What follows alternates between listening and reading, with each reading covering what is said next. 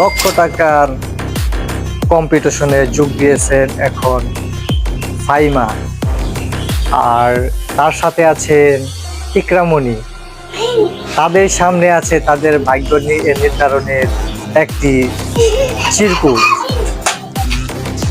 সেই চিরকুট থেকে তাদের ভাগ্য নির্ধারণ হবে। এখন ফাইমা তার ভাগ্য নির্ধারণ করার জন্য সে একটি চিরকুট তুলবে। দেখা যাক তার ভাগ্যে কি আছে। তুলেন ফাইমা। একটি ফাইমার চিরকুট তুলে ফেললো। এখন দেখবো ফাইমার ভাগ্য নির্ধারণ কি হয়। আপনাদের সামনে আমরা খুলবো ফাইমার ভাগ্য নির্ধারণ। ফাইমা পেয়ে গেল 2 টাকার চকলেট। মাত্র 2 টাকার চকলেট পেয়ে গেল ফাইমা।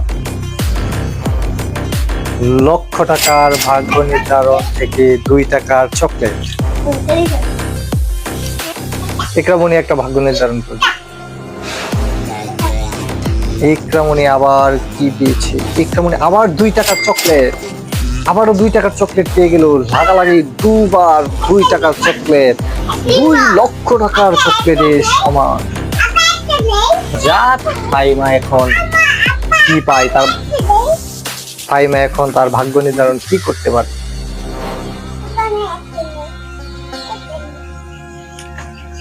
এখন ফাইমা তার ভাগ্য নির্ধারণের জন্য পেয়েছে রং। ফাইমা খুব চালাক, তাই সে খাও খাও।